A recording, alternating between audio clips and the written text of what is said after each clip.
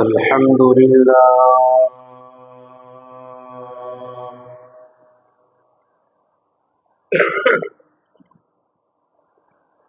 الحمد للہ وکفى وسلام علی عباده الذین اصطفى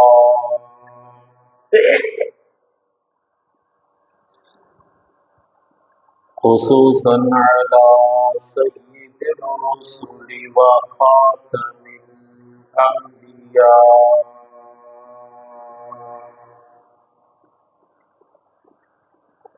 المبعوث إلى كافة للناس بشيرا ونذيرا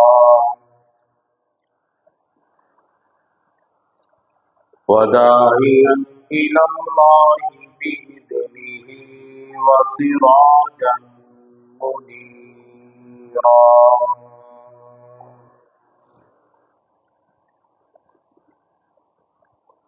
أما بعد فأعوذ بالله من الشيطان الرجيم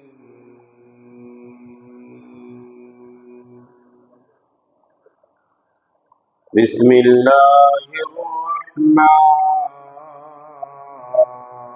الرحيم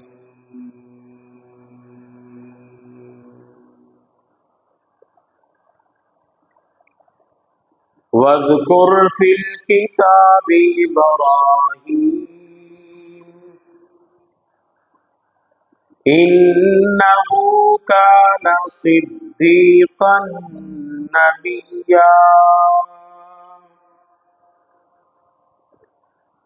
صدق الله خالق مولانا العظيم وبلغنا رسوله النبي الكريم ونحن على ذلك لمن الشاهدين والشاكرين والحمد لله رب العالمين. سب حضرات بلند آواز سے درود پاک کی تلاوت. اللهم صل على محمد وعلى آل محمد كما صليت على إبراهيم وعلى آل إبراهيم إنك حميد مجيد. اللهم بارك على محمد وعلى آل محمد كما باركت على إبراهيم وعلى آل إبراهيم إنك حميد مجيد.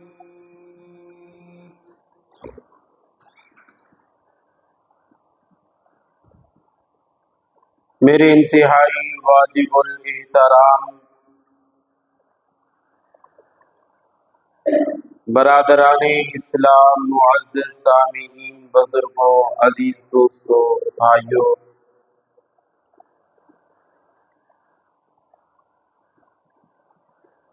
ذی قعدہ کا مہینہ چل رہا ہے اور آنے والا مہینہ ذی الحجہ کا ہے اور 10 ذی الحجہ کو عید الاضحیٰ اور 9 ذی الحجہ کو حج پڑھا جاتا ہے. اور یہ دونوں عبادتیں حضرت سیدنا ابراہیم علیہ السلام کی اداؤں کا نام ہے.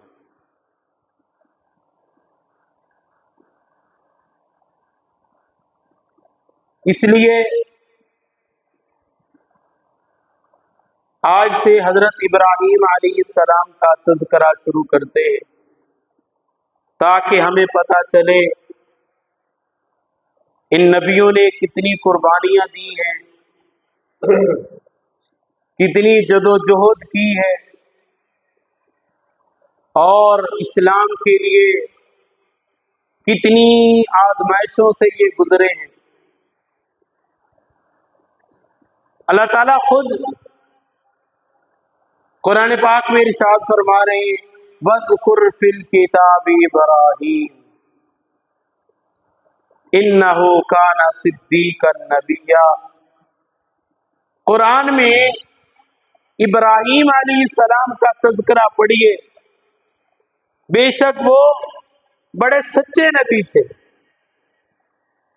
تو اللہ تعالیٰ فرما رہے ہیں کہ نبیوں کے تذکرے پڑھو، نبیوں کی سیرت، ان کی زندگی کے حالات واقعات، ان کو دہراؤ، پڑھو اور اس سے سبق حاصل کرو، اور اسلام میں بڑھنے کا جذبہ پیدا ہوگا جب نبیوں کی سیرت ہم پڑھیں گے، ان کے حالات پڑھیں گے، سیرت کا تذکرہ کریں گے، ان کا زندگی کا جو ایک مشکل ترین وقت ہوتا ہے جب وہ ہمارے سامنے آئے گا تو ہمیں بھی اسلام کے لیے قربانی دینا، اسلام کے لیے تکلیفیں اٹھانا ہمارے لیے بھی آسان ہو جائے۔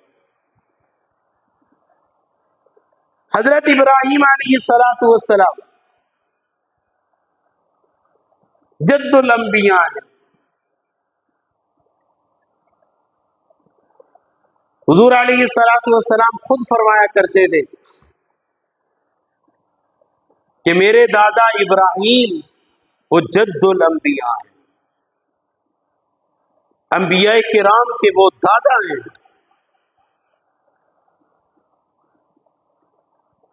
اور ابراہیم علیہ السلام نے بڑی قربانیاں دی ہیں۔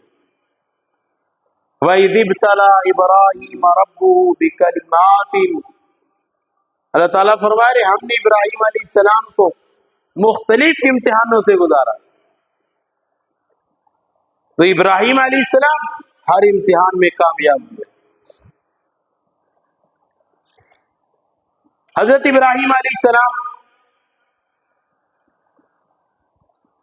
حضرت نوح علیہ السلام کے بعد 1700 سال اور اوپر 900 سال 17 صدیاں گزر گئی، 9 سال اوپر گزر گئے، پھر ابراہیم علیہ السلام دنیا میں آئے۔ 1700 سال بعد حضرت نوح علیہ السلام کے، اس کے بعد ابراہیم علیہ السلام دنیا میں تشریف لائے۔ بعض روایتوں میں ہے کہ حضرت ابراہیم علیہ السلام کے 2 اور بھی بھائی تھے، لیکن وہ ایک تاریخی روایت ہے، اس پہ ہم اعتبار نہیں کریں گے۔ ایک ان سے بڑا بھائی تھا، ایک چھوٹا بھائی تھا، ابراہیم علیہ السلام درمیان میں تھے، کیونکہ قرآن و سنت میں ان کا تذکرہ نہیں ہے تو ہم بھی ان کا تذکرہ نہیں کریں گے۔ حضرت ابراہیم علیہ السلام کے والد کا نام آزر ہے۔ بہت سارے لوگ اس بات کا انکار کرتے ہیں کہ ان کے والد کا نام آزر نہیں تھا، اور ہم کہتے ہیں چلے قرآن تو اٹھانا پڑ۔ قرآن کیا کہتے ہیں؟ وَإِذْ قَالَ إِبْرَاهِيمُ لِأَبِيهِ آزَرَ، جب کہا ابراہیم علیہ السلام نے اپنے باپ لِأَبِيهِ، اپنے باپ آزر سے، اللہ فرما رہے لِأَبِيهِ کہ ابراہیم علیہ السلام کے باپ کون تھے؟ آزر، اور تو کہتے آزر نہیں تھے، طارق تھے۔ طارق تو چاچا تھا۔ اور حضرت ابراہیم علیہ السلام کی والدہ کا نام نمیلہ تھا۔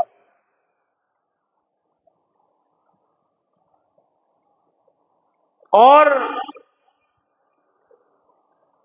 فرعون، نمرود، یہ دونوں بادشاہ ایسے ہیں جن کو اللہ نے پاور بھی دی، حکومت بھی دی، مال بھی دیا، دولت بھی دی، اور دونوں میں تکبر پیدا ہوا اور دونوں نے رب ہونے کا دعویٰ کیا۔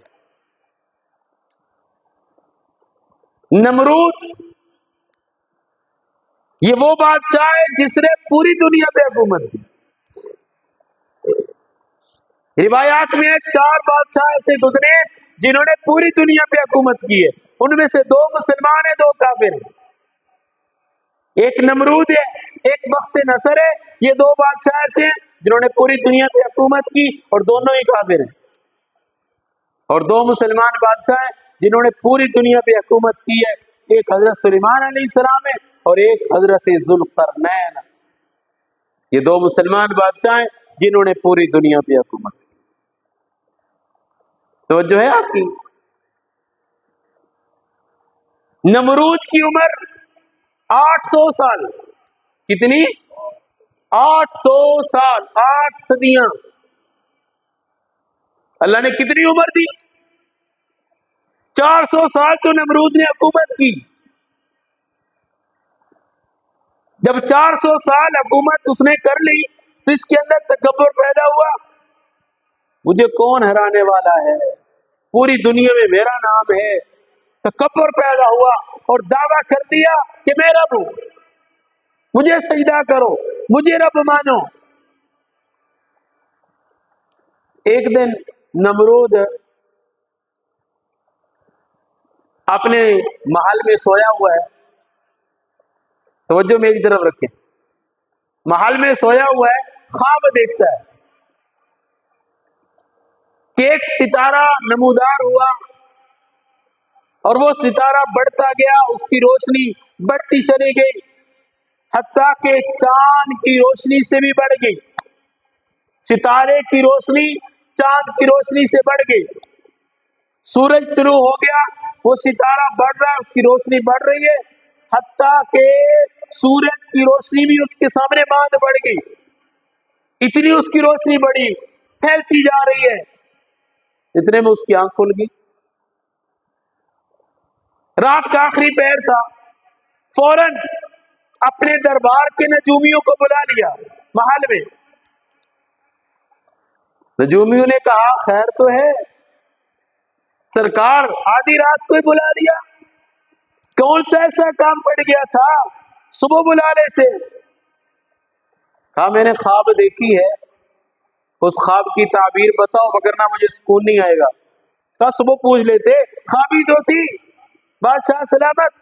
کہا جب تک مجھے تعبیر کا پتہ نہ چل جائے مجھے سکون نہیں آئے گا کہ یہ خواب کیا تھی، وہ ستارہ کون سا تھا جو اتنا بڑھ گیا. چاند کی روشنی ماند پڑ گئی، سورج کی روشنی ماند پڑ گئی، ستارے کی روشنی بڑھتی چلی جا رہی ہے، پھیلتی چلی جا رہی ہے، روشن ہوتی چلی جا رہی ہے. وہ کون سا ستارہ ہے تم لوگ بتاؤ. نجومی ہو، تنخواہیں لیتے ہو، میرے دربار کا کھاتے ہو، آج مشکل وقت آ گیا تو تمہیں نے بلانا تھا نا.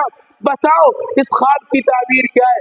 سارے نجومی سر جوڑ کے بیٹھ گئے، حساب و کتاب کرنے لگے اور کہا بادشاہ سلامت یہ آپ کی خواب بتا رہی ہے کہ آپ کی سلطنت میں، آپ کی حکومت میں ایک بچہ پیدا ہوگا اور وہ بچہ اتنا ہوشیار ہوگا اور اس بچے نے آپ کی حکومت کو ختم کر دینا ہے، آپ کے نام کو مٹا دینا ہے، آپ کی حکومت کا ستیہ ناش کر دینا ہے، نیست و نابود کر دینا ہے. وہ بچہ دنیا میں آئے گا، آپ کا نام مٹ جائے گا.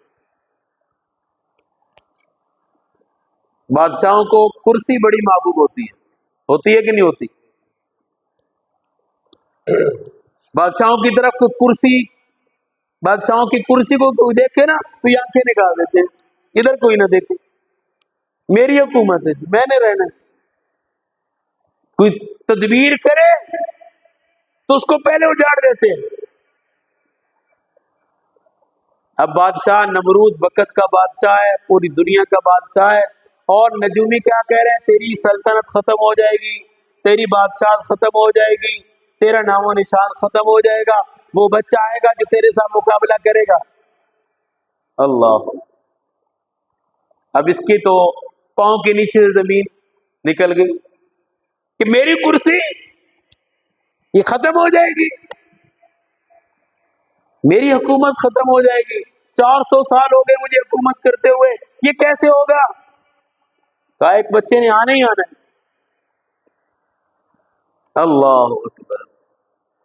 ایک زمین پہ تدبیر ہوتی ہے، ایک عرش پہ تدبیر ہوتی ہے. زمین کی تدبیریں ختم ہو جاتی ہیں اور عرش والے کی تدبیر پوری ہو جاتی ہے، وہ ختم نہیں ہوتی. اللہ تعالیٰ نے تدبیر کی کہ ابراہیم علیہ السلام نے دنیا میں بولو آنا ہے، دنیا میں آنا ہے، اور نمرود چاہ رہا ہے کہ وہ دنیا میں بولو یار سوئے پڑے سارے، بابا جی نے بھی جگہ.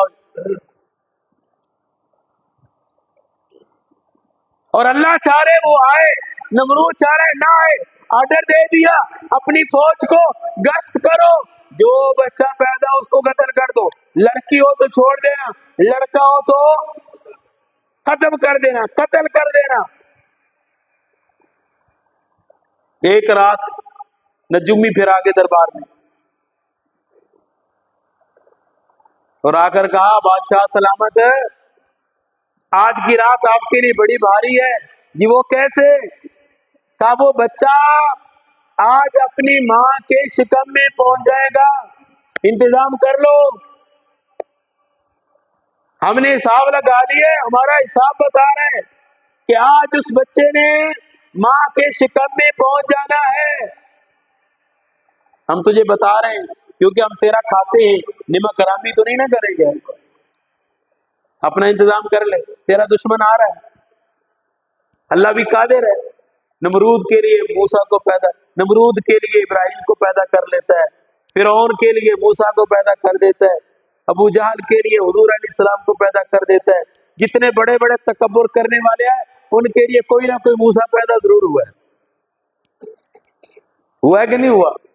جو کہتے تھے ہمارے جیسا کوئی نہیں، منہ کے ہلا ہلا کے کہتے تھے ہم یہ کر دیں گے وہ کر دیں گے، وہ تو ختم ہو گئے۔ اسلام آج بھی باقی ہے، مساجد آج بھی باقی ہیں، علماء آج بھی باقی ہیں۔ اب یہ تدبیر کر رہا ہے کہ میں نے اس بچے کو ماں کی شکم میں نہیں جانے دینا، اور عرش والا کرا نہیں وہ جائے گا، تو کر لے جو کرنا ہے۔ فاللہ خیر حافظا وہو ارحم الراحمین، جس کی اللہ حفاظت کر لے، دنیا کی ساری طاقت اس پہ کوئی لگا دے کہ میں نے اس کو مارنا ہی مارنا ہے، اور اللہ چاہے کہ یہ بندہ نہ مارے تو کوئی مار سکتا ہے؟ کوئی نہیں مار سکتا۔ اب ایک طرف حکومت، ایک طرف ایک معصوم بچہ، مقابلہ ہو رہا ہے۔ اب فرعون نے کیا کیا؟ نمرود نے رات کو سارے مردوں کو گھروں سے نکالا اور جنگل میں بھیج دیا، عورتوں کو گھروں میں، مردوں کو جنگل میں، اوپر فوج لگا دی۔ ادھر بھی فوج عورتوں کی ہے کہ کوئی عورت باہر نہ نکلے، کوئی مرد ادھر سے ادھر نہ آئے، تاکہ دو مرد اور عورتوں کا آپس میں ملاپ نہ ہو، وہ بچہ ماں کی شکم میں نہ پہنچے۔ تدبیریں کر رہا ہے۔ اس فوج کا انچارج ابراہیم علیہ السلام کا والد حاضر ہے، کہا تو نے ان کا انچارج تو ہے، کوئی ادھر نہ آئے، فوج کا بھی دھیان رکھنا، کیونکہ آزر بھی تو نمرود کی فوج کا حصہ تھا نا۔ ادھر حکم تھا کہ کوئی عورت باہر نہ آئے، ادھر اوپر والے نے ارادہ کیا ہو کہ یہ بچہ آج رات ماں کی شکم میں پہنچ جائے۔ ہوتا وہی ہے جو اللہ چاہتا ہے، ہوتا وہی ہے جو اللہ چاہتا ہے۔ انما امرہ اذا اراد شیئا ان یقول له کن فیکون، جو اللہ چاہتا ہے وہی ہوتا ہے۔ جب اللہ کسی کام کے کرنے کا ارادہ کر لیتا ہے تو فرماتے ہیں کن، ہو جا، فیکون، وہ ہو جاتا ہے۔ یہ اللہ ہے، کر سکتا ہے۔ حضور علیہ السلام کو مٹانے کے لیے مشرکوں نے کتنی کوشش کی، حضرت عمر کو تیار کیا تلوار لے، اور حضور علیہ السلام کو نعوذ باللہ قتل کر دیا۔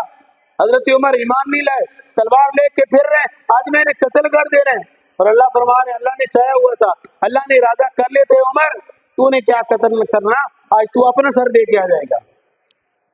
پھر یہی ہوا، عمر آئے، اپنی بہن کے گھر پہنچ گئے، وہاں قرآن سنا، اللہ نے دل نرم کیا، غسل کیا، پھر حضور علیہ السلام کی خدمت میں پہنچے، سر لینے آئے تھے، سر دے کے چلے گئے۔ یہ اللہ کر سکتا ہے۔ دنیا والے اور تدبیریں کرتے ہیں، اللہ اور کرتا ہے، ہوتا وہی ہے جو اللہ چاہتا ہے۔ مشرکین 100 تلوار لے کے حضور علیہ السلام کے گھر کے سامنے پہرا دے رہے، آج قتل کر دینا ہے، اور اللہ نے کیا فرمایا، اے نبی جی نکلیے، ان 100 تلواروں میں سے آپ نے گزرنا ہے۔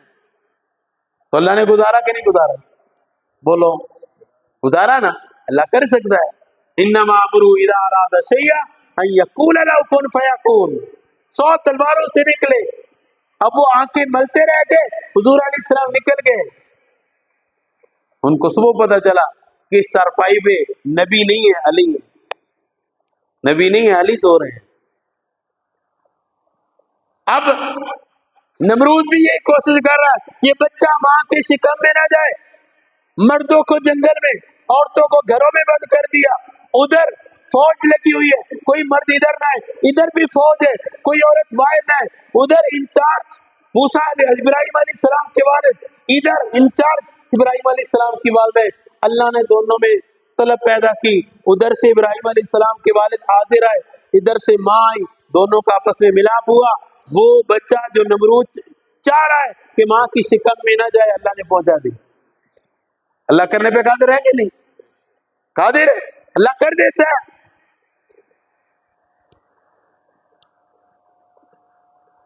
صبح جب ہوئی، نمرود کے یہ چیلے میلے نجومی یہ دربار میں بیٹھے اور سر پکڑ کے بیٹھے ہوئے، بڑے پریشان ہیں۔ اور نمرود نے کہا اب کیا ہو گیا، کیوں پریشان ہو، میں نے سارے انتظام تو کر لیے، مرد علیحدہ ہیں، عورتیں علیحدہ ہیں، وہ بچہ تو پہنچے نہیں ماں کی شکم میں۔ نجومیوں نے کہا بادشاہ سلامت، وہ بچہ پہنچ گیا، وہ بچہ بولو پہنچ گیا، ماں کی شکم میں پہنچ گیا۔ اس لیے تو کہتے ہیں نا اللہ سے ٹکر نہ لو، اللہ سے ٹکر نہ لو۔ آج ہم بھی اللہ سے ٹکر لے لیتے، اللہ فرماتے ہیں نہ کرو، ہم نے کہا ہم کہتے ہم نے کرنا ہی ہے، ہم نے کرنا ہی ہے۔ نمرود نے ٹکر لی، اللہ نے ذلیل کیا، ہر جگہ ذلیل کیا۔ نمرود چاہ رہے یہ بچہ نہ جائے، اور اللہ نے چاہا کہ بچہ پہنچ گیا۔ تو نجومیوں نے کہا بادشاہ سلامت، تیری تدبیریں ساری ناکام ہوگی، کسی کام کی نہیں ہے، تو نے چاہا وہ بچہ نہ جائے، بچہ تو ماں کے پیٹ میں پہنچ چکا ہے۔ پھر آرڈر دے دیا، دوسری تدبیر کر رہا ہے، دوسری تدبیر آرڈر دے دیا اپنی فوج کو، کڑی نظر رکھو، جو بھی بچہ پیدا ہو فوراً قتل کر دو، فوراً قتل کر دو۔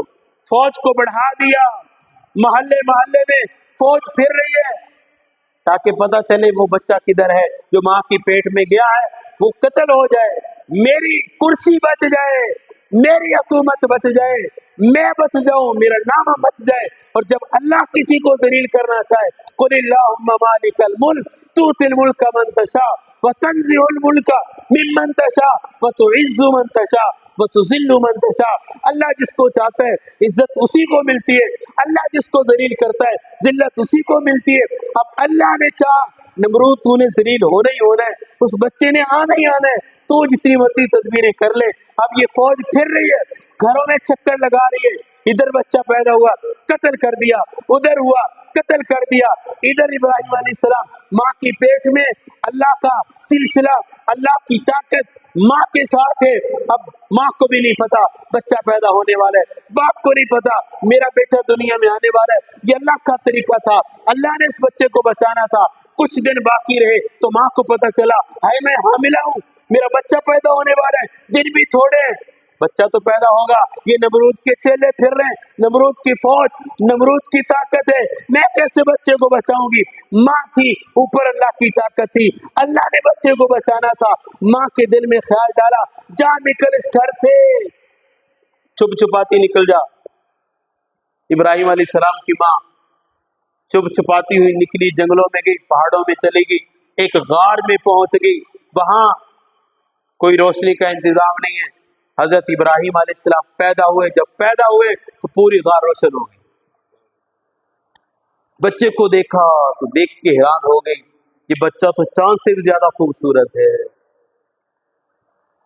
نبی خوبصورت ہی ہوا کرتا ہے، نبی اب بولتے چھڈو، گرمی زیادہ لگ رہی ہے تھوڑا بولیا کرو، نبی خوبصورت ہی ہوتا ہے، نبی ہر عیب سے پاک ہوتا ہے، اس کے اندر کوئی عیب نہیں ہوتا، خوبصورت ہوتا ہے۔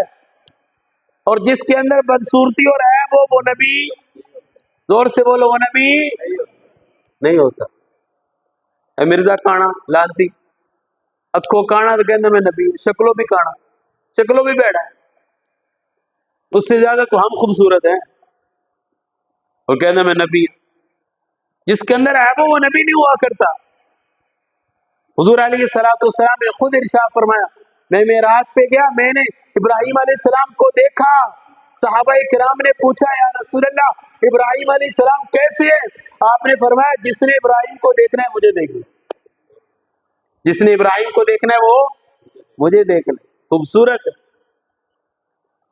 ماں نے بچے کو غار میں رکھا، فوراً غار کے دروازے پہ بھاری پتھر رکھا، کر واپس آ گئی۔ ایک روایت میں ہے کہ اپنے شوہر حاضر کو کہا، وہ بچہ پیدا ہوا سی میں انہوں اسی دفن کر کے آ گئی۔